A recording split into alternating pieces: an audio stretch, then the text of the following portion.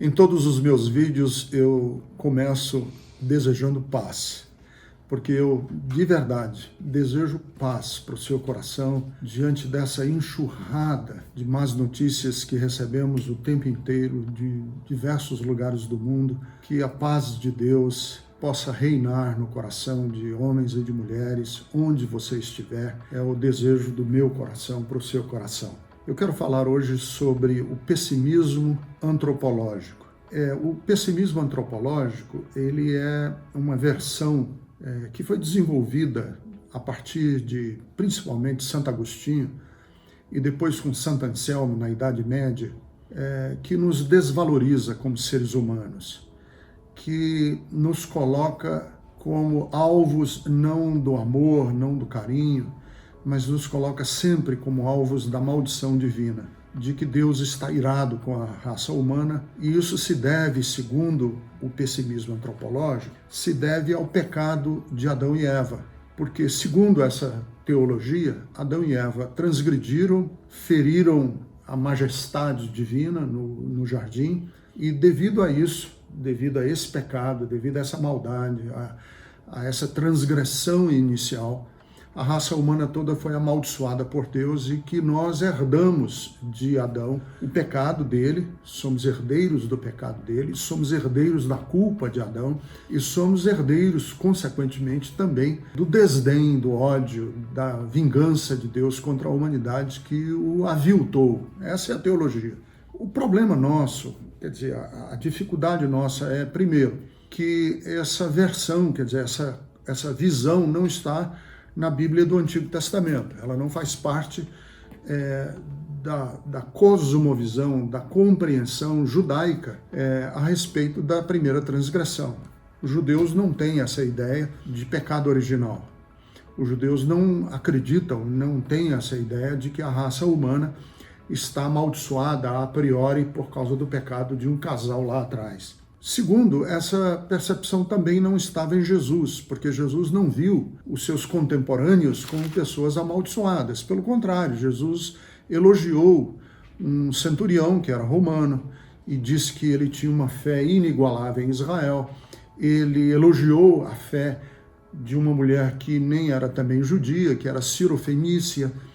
Ele falou que o amor de Deus estava expresso e estava sendo manifestado a todos e todas indistintamente. Isso também não faz parte, por exemplo, da igreja primitiva e nem do anjo da igreja primitiva, que disse a Pedro que fosse falar do evangelho na casa de um certo Cornélio. E o texto diz que esse Cornélio, que era um centurião romano, que vivia lá em Cesareia de Filipe, e que esse Cornélio, embora sendo um homem que nem conhecesse o Evangelho, que nem conhecesse Jesus, era um homem justo, era um homem considerado por Deus justo, e que as suas esmolas e as suas boas obras chegavam ao céu. Então, se um Cornélio que nem tinha ainda ouvido falar o Evangelho e que precisava ouvir falar de Jesus, era considerado no céu como um homem justo, nós temos que desfazer essa ideia. Por que eu insisto nesse ponto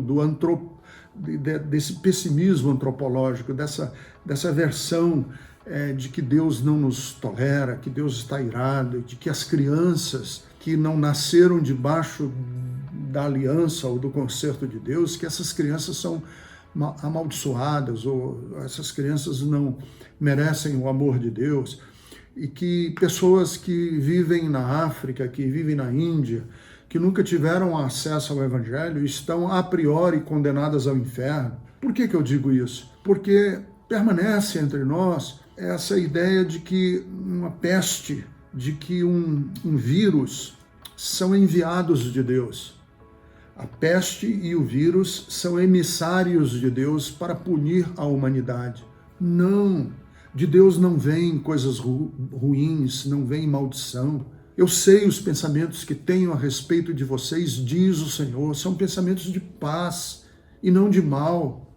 O Salmo 103 diz que assim como um pai se compadece dos seus filhos, assim o Senhor se compadece de todos e de todas.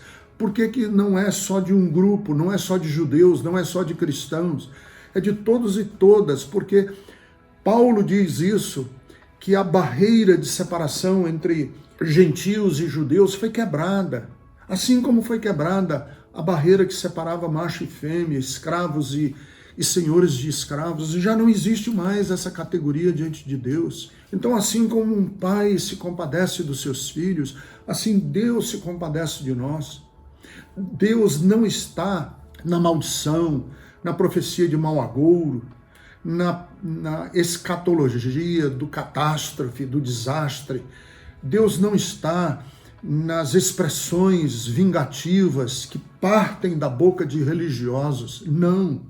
Deus está em todos os gestos humanitários, porque Deus ama, e ama de graça, e ama incondicionalmente, quer dizer, ele não põe condições para colocar o seu amor à disposição de homens e de mulheres. O sofrimento do mundo está na Bíblia, no livro do profeta Jeremias. O sofrimento do mundo dói em Deus. O Senhor chora conosco pela morte desnecessária. Essa ideia de que existe um vírus semelhante aos gafanhotos do mundo antigo a dizimar a humanidade, como se Deus estivesse com uma indignação tamanha, que como se ele tivesse um cálice de ira e estivesse derramando esse cálice sobre a humanidade, é uma visão idólatra, pagã, de um Deus que não condiz com a pessoa de Jesus. Então deixa eu lhe dizer, nós não somos herdeiros de um pecado original de Adão, não. Nós somos herdeiros da cruz do Calvário. Se houve um pecado original que danou toda a humanidade, houve um gesto redentor que salvou toda a humanidade. E nós estamos debaixo do gesto redentor, não estamos debaixo da transgressão maldita. Não, é o gesto redentor. A Bíblia diz, Deus estava em Cristo, reconciliando o mundo consigo mesmo.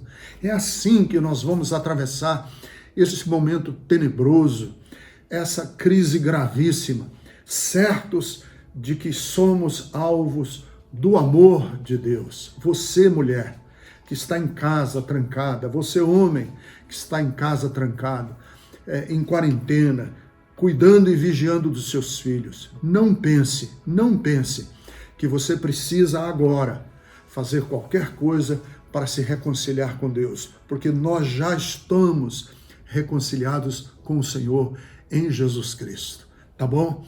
Deus abençoe sua vida, vamos em frente, de mãos juntas, juntos, unidos e unidas, nós vamos mais longe.